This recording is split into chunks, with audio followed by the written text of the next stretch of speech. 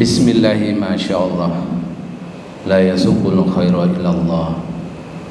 Bismillahi masyaallah, la yasrifu su'a illallah. Bismillahi masyaallah, ma kana min nikmatin faminallah. Bismillahi masyaallah, la hawla wa la quwwata illa billah. Alhamdulillah, alhamdulillahilladzi amarna bittaqwa wan nahana 'anil ma'siyah. Wa huwa alladzi arsala rasulahu bil huda wa dinil haqq liyudhhirahu 'alad dini kulli walau karihal musyrikun. Asyhadu an la ilaha illallah wa asyhadu anna Muhammadan 'abduhu wa rasuluh la nabiyya ba'da. Allahumma salli wa sallim wa barik ala sayyidina Muhammad wa ala alihi wa ashabihi wa man tabi'ahum bi ihsanin ila yaumil qiyamah. Amma ba'd. Ayuhal hadirun rahimakumullah, uzini wa iyyakum bitaqwallah faqad fazal muttaqun. Amma ba'd. Alhamdulillah, marilah kita senantiasa panjatkan puji syukur kepada Allah Subhanahu wa taala, karena sampai pada kesempatan hari ini kita masih beriman, masih Islam, dan diberikan kemudahan dalam langkah, dalam kekuatan, dalam niat yang kuat untuk beribadah, melaksanakan salah satu kewajiban, yaitu sholat Jumat. Sholawat salam kita senantiasa sampaikan kepada junjungan Nabi besar Muhammad sallallahu alaihi wasallam,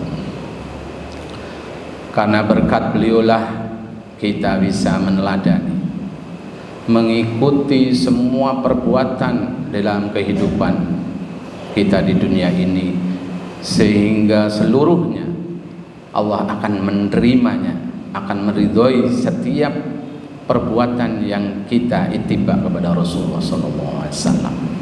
Dan insya Allah kita kelak di yaumil qiyamah akan diganti oleh Allah dengan surga jannatun 'adn. Allahumma amin. Hadirin jamaah Jumat rahimakumullah, tahun ini adalah tahun politik, ditandai dengan peristiwa pilpres, kemudian pilkada, kemudian segala macam pernak-perniknya yang mengikutinya.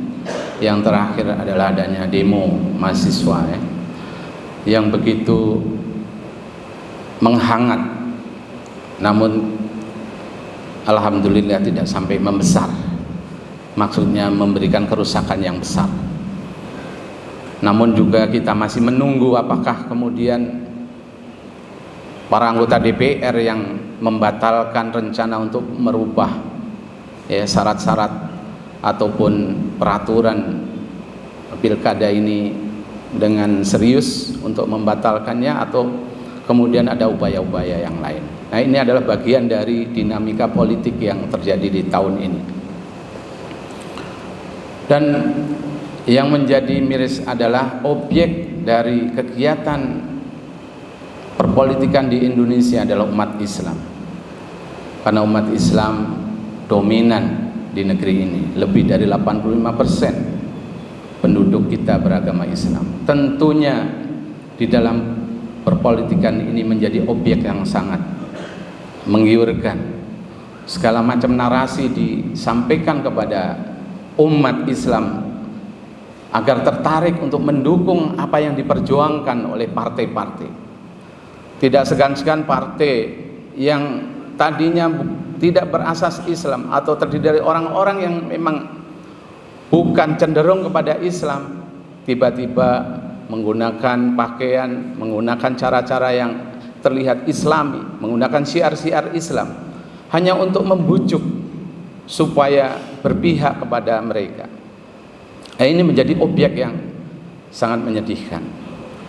Dan tidak jarang pula kita lihat bahwa di dalam konsentrasi politik ini tidak jarang kita dihadapkan, diadu antara kubu satu dengan yang lain, seolah-olah antara hak dan batil. Bagaimana kita diyakinkan bahwa yang diperjuangkan adalah sesuatu yang hak, sementara yang dilawan adalah sesuatu yang batil. Dan ini terus menerus selama perhelatan politik, senantiasa umat Islam disajikan dengan ajakan-ajakan yang cenderung kepada simbol-simbol Islam untuk menarik sehingga bisa mendapatkan tujuan-tujuan tertentu dari partai-partai yang kontestan politik tadi. Nah, kemudian ada fenomena lain. Ternyata umat Islam yang notabene merupakan dominan, ya, tidak mendapatkan kemenangan seperti yang diharapkan. Artinya banyak partai-partai Islam ternyata tidak begitu mampu menangguk suara yang banyak. Bahkan kemudian ada fenomena di mana di dalamnya yang tadinya perperangan antara hak dan batil, tiba-tiba antara yang hak dan batil ini berkoalisi. Fenomena itu terjadi beberapa periode yang lalu. Sekarang dilanjutkan dengan pilkada, perperangan antara hak dan batil, maka yang digambarkan batil itu harus dihadapi.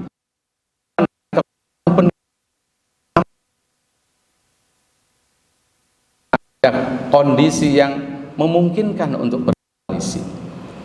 Ini adalah fenomena-fenomena yang terjadi sepanjang tahun ini, dan akhirnya kita umat Islam menjadi banyak yang kebingungan.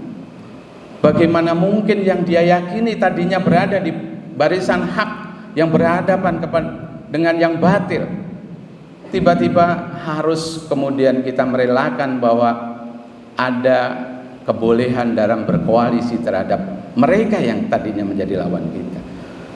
Ini pasti akan membingungkan kita semua. Lantas kemudian muncullah keyakinan dari umat Islam, kalau begitu sebenarnya politik itu adalah kotor. Politik itu boleh tipu menipu. Politik itu punya adagium, tidak ada lawan dan kawan yang abadi. Yang adalah kepentingan yang abadi. Ini terus menerus. Kemudian dari benak kita kemudian bertanya, apa seperti itu politik itu? Apakah Islam tidak ada politik? Atau Islam tidak boleh berpolitik? Atau di dalam politik itu tidak ada yang Islam? Nah, kalau pertanyaannya demikian, kita bisa merujuk beberapa hal. Para fuqaha menjelaskan tentang politik itu sudah banyak sekali. Ada beberapa imam seperti Imam Ghazali, ya, menulis I'tiqad fil Iqtisad. Kemudian ada Imam Mawardi menulis Ahkamus Sultaniyah.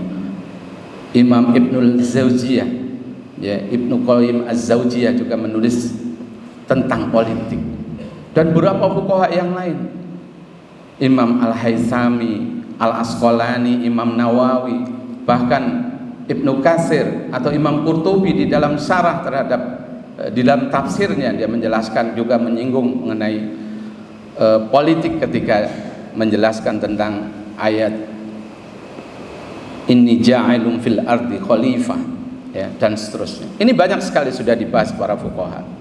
Saya ingin menyitir satu makna dari as-siyasah.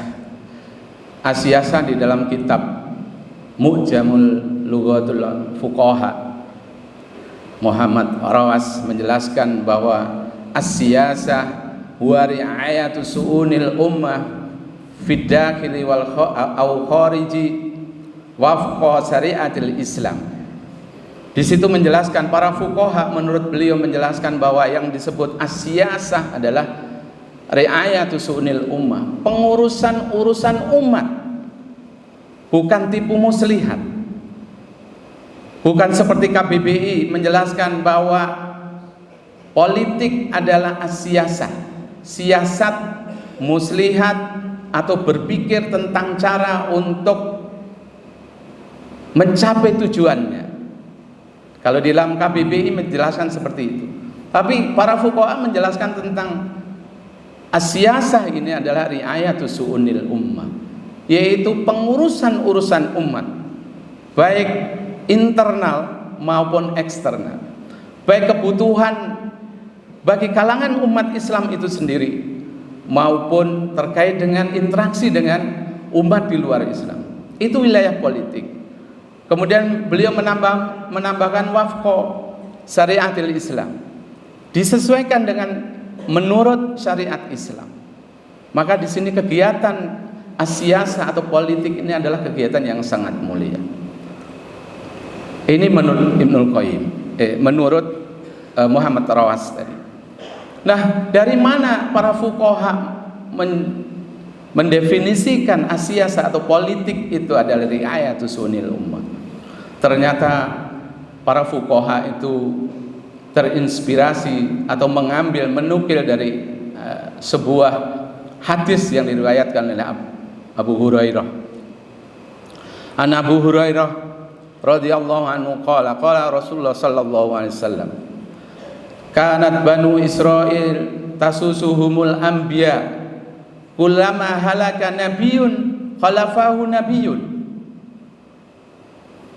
fa innahu la nabiyya ba'di fasayakunu al-khulafa'u fayaksuru. Nah, dalam hadis itu yang diriwayatkan Abu Hurairah ada di dalam kitab Bukhari Muslim dengan lafadz dari Muslim. Di situ menjelaskan bahwa Rasulullah menjelaskan dulu Bani Israel itu tasusuhumul anbiya, urusannya diurus para nabi. Jadi Bani Israel itu ada termasuk orang yang diistimewakan oleh Allah. Ketika diciptakan atau ada keberadaannya itu selalu dikirim seorang nabi untuk mengurus urusan mereka. Fa idza halaka nabiyyun khalafahu nabiyyun, ketika nabi itu meninggal digantikan nabi berikutnya. Fa innahu la nabiyya ba'di. Kemudian Rasulullah menyatakan sesungguhnya tidak akan ada nabi sesudahku. Jadi urusannya para Bani Israel ini, kaum Bani Israel ini diurus oleh para nabi hingga sampai Rasulullah. Kalau yang mau masuk Islam, ya berarti dia akan diurus Rasulullah. Atau kalau mau menjadi zimiyun juga diurus oleh Rasulullah, meskipun dia tidak beragama Islam. Nah, kemudian Rasulullah juga menjelaskan sesudahku tidak ada lagi nabi. Terus siapa yang mengurus urusan mereka ya Rasulullah? Sayakunu al-khulafa'u fataksuruna. Maka yang ada adalah penggantiku para khulafa, jamak dari khalifah. Jadi yang ngurus urusan umat itu adalah para khalifah yang banyak.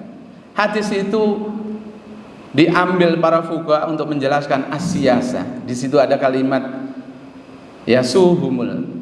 tasuhumul anbiya, dari kata sasa yasusu siasatan. Jadi siyasah adalah mengatur urusan umat. Jadi ini dibahas oleh para fuqaha menjelaskan tentang politik di dalam Islam. Nah, setidaknya politik di dalam Islam itu ada 4 komponen yang menjadi syarat. Yang pertama adalah asas dari politik Islam. Asas politik Islam adalah akidah Islam. Akidah Islam meyakini bahwa Allah itu Khaliq dan Allah itu Mudabbir. Allah yang menciptakan manusia dalam alam semesta, itu akidah Islam.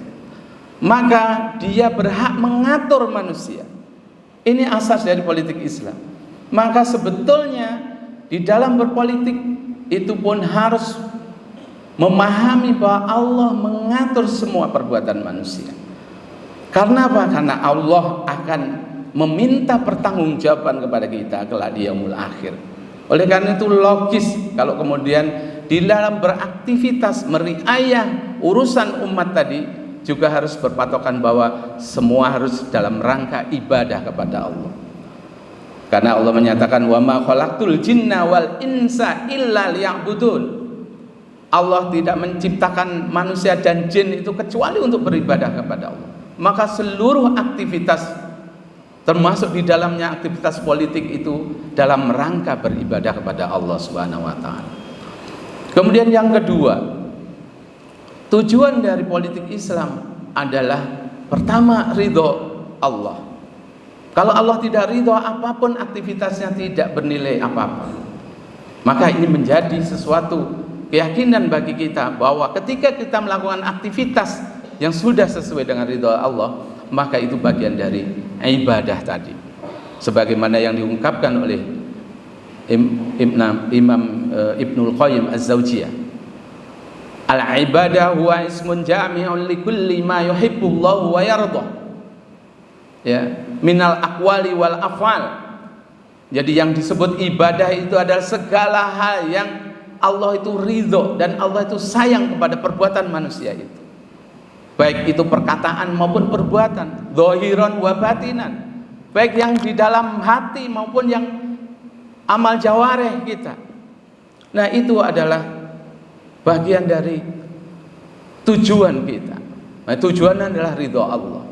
Kemudian tujuannya juga seperti yang disebutkan dalam definisi tadi, bahwa politik Islam ini tujuannya adalah ri'ayatus su'unil ummah, yaitu menjamin tercukupinya kebutuhan masyarakat, kebutuhan umat.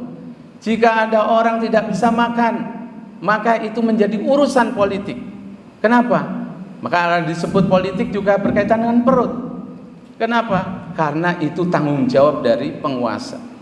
Ketika ada seorang tidak makan, maka ditanya keluarganya nggak bisa makan, ditanya masyarakat sekitarnya. Ketika masyarakat sekitarnya juga tidak bisa makan atau hanya cukup untuk dirinya, maka itu tanggung jawab negara. Ketika negara tidak tahu AB terhadap tanggung jawab itu, maka kita boleh mengkoreksi pemerintah, memberikan masukan yang benar. Itulah amaliyah politik kita. Tapi dalam rangka apa? Dalam rangka bahwa itu kebaikan yang memang diridhoi oleh Allah Subhanahu wa taala. Itu tujuan.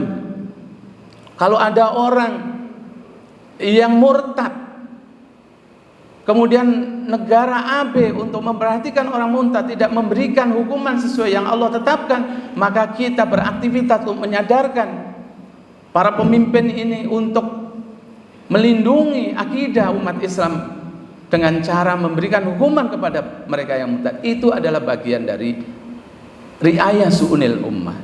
Begitu pula ketika zina itu dosa, kemudian negara memfasilitasi dengan membagikan kondom yang jelas itu menjadi wasilah untuk berbuat dosa.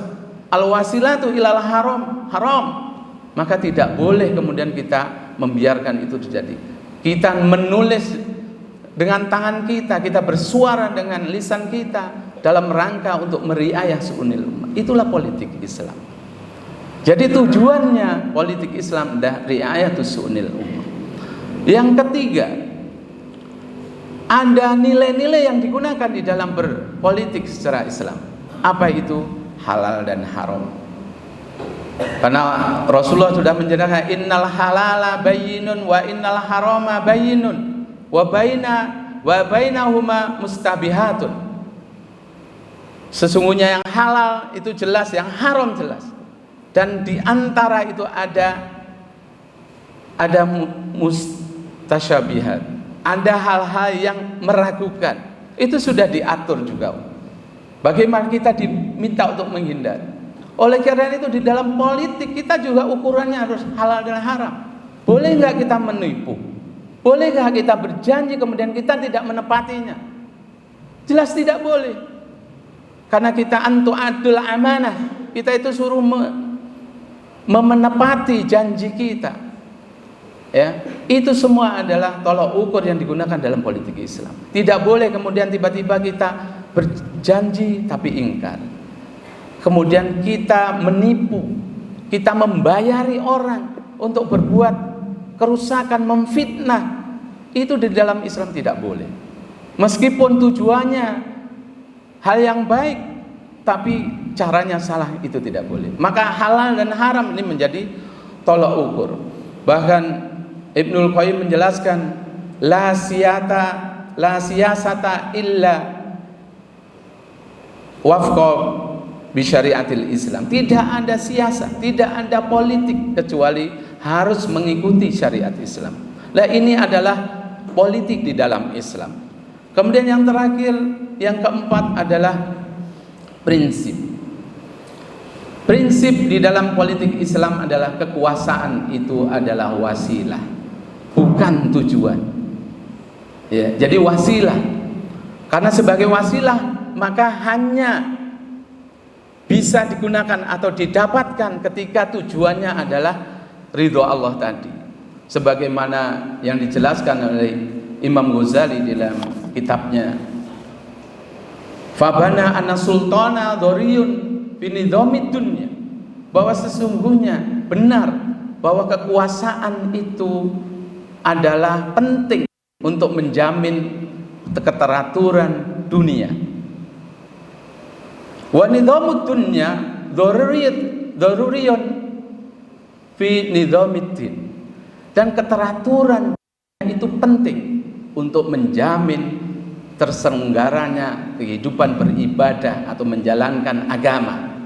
Jadi keteraturan dunia itu untuk menjamin keteraturan di dalam menjalankan agama. Wa nidhamuddin dharuriyun bil fauzi fi sa'adatil akhirah. Dan keteraturan menjalankan agama itu sangat penting untuk meraih kebahagiaan akhirat. Dan wahwal maksudul anbiya, maka itulah yang disebut sebagai tujuan yang dimaksud dikirimnya para rasul, para nabi untuk ke dunia, yaitu untuk menjamin keteraturan kehidupan dunia di dalam rangka menjamin keteraturan dalam beribadah, bukan yang lain. Nah, disinilah sebetulnya politik Islam kita lihat dari 4 ciri tadi. Kalau kita bandingkan dengan politik yang ada sekarang, memang tujuannya adalah kekuasaan. Maka ketika kekuasaan itu didapatkan harus dengan koalisi yang tadinya tidak baik, dipandang tidak baik, tapi kalau kekuasaan bisa didapatkan dengan begitu maka dilakukan. Bukan lagi masalah halal haram, baik buruk dan seterusnya. Nah, ini salah satunya. Maka ada gium di dalam perpolitikan itu seperti tidak ada musuh dan teman abadi. Kemudian ada musuh dari temanku adalah musuhku juga. Teman dari musuhku adalah musuhku juga. Atau musuh dari musuhku berarti teman saya. Nah, ini terjadi di politik sekarang. Oleh karena itu kita mudah-mudahan Allah memberikan taufik hidayahnya kepada kita sehingga kita bisa menghindari setiap perbuatan yang tidak distandarkan kepada halal haram. Boleh berjoget, mengundang biduan yang luar biasa hanya untuk menarik konstituen, dan kemudian konstituen itu dijanjikan sesuatu yang secara Islam itu tidak baik. Oleh karena itu kita senantiasa berdoa semoga Allah memberikan hidayah senantiasa kepada kita dan menjaga kita dari aktivitas-aktivitas politik yang menyesatkan kita. Allahumma amin. Aqulu qouli hadza fastaghfiru innahu huwal ghafurur rahim.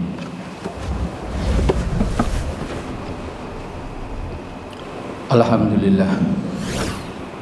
Alhamdulillahirabbil alamin wassalatu wassalamu ala asrofil anbiya'i wal mursalin wa ala alihi wa sahbihi ajma'in. Asyhadu an la ilaha illallah wa asyhadu anna Muhammadan abduhu wa rasuluhu la nabiyya ba'dah. Allahumma shalli wa sallim wa barik ala sayyidina Muhammad wa ala ali sayyidina Muhammad. Ittaqullah haqqa tuqatih wa la tamutunna illa wa antum muslimun. Ayuhan nas, terakhir ada beberapa ayat yang coba saya bacakan untuk mengingatkan kepada kita semua bahwa nanti kelak di yaumil qiyamah ada satu hari yang menggambarkan kondisi kita, kondisi seorang manusia yang dihukum karena perbuatannya di dunia, dan ini terkait dengan bagaimana cara memilih pemimpin. Ayat ini adalah bagian dari surat Al-Ahzab ayat 66. A'udzubillahi minasyaitonirrajim. Bismillahirrahmanirrahim. yauma tuqallabu wujuhum finnar yaquluna ya laitana ata'na Allah wa ata'na Rasul. Ayat itu menggambarkan hari ketika ada seorang yang dihukum mukanya dipanggang di atas api neraka, kemudian dia berteriak, berbicara, ya wailatana, ya laitana, ande ata'na Allah wa ata'na Rasul. Kalau kami ini dulu itu ketika di dunia itu taat kepada Allah dan Rasul, itu menjerit-jerit, dia mengingat bahwa coba kalau dulu saya taat kepada Allah dan taat kepada Rasul. Kemudian ayat selanjutnya menyatakan wa qalu rabbana inna ata'na sadatana wa kubara'anna fa adalluna sabila. Kemudian orang itu yang dihukum itu berbicara, ya Tuhanku, sesungguhnya kami itu dulu taat kepada para pemimpin kami dan para pembesar kami, dan mereka itulah yang menyesatkan kami. Jadi dia merasa bahwa ya dulu saya hanya mengikuti pemimpin kami itu, saya pikir dia dulu benar, ternyata pemimpin kami itu salah. Dan ini digambarkan oleh Allah di dalam Al-Quran, akan ada orang seperti itu nanti di akhirat. Kemudian dia akhirnya berkata, Rabbana atihim dhi'faini minal azab wala'nahum wal'anhum la'nan kabiro.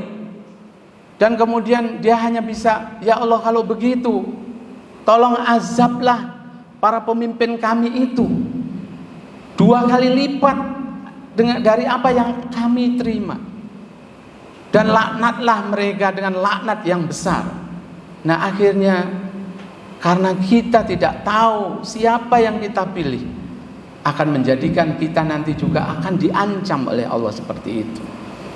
Oleh karena itu hati-hati kita ketika kita berpolitik ini, meninggalkan apa yang sudah ditentukan oleh Allah Subhanahu wa taala. Terakhir malah kita berdoa, mudah-mudahan Allah Subhanahu wa taala memberikan taufik hidayahnya kepada kita. A'udzubillahi minasyaitonirrajim. Bismillahirrahmanirrahim. Alhamdulillah hamdan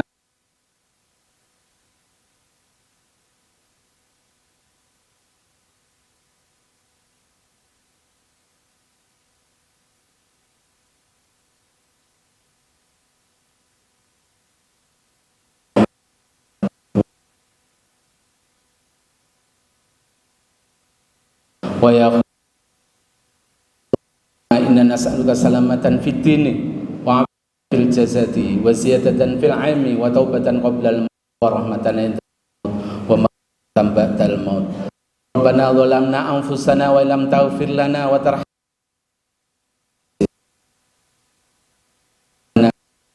mujahidina Palestin wa fi kulli makan. Allah ta'ataka ala qaumiz zalim ada tiga berarti wal aqimis shalah.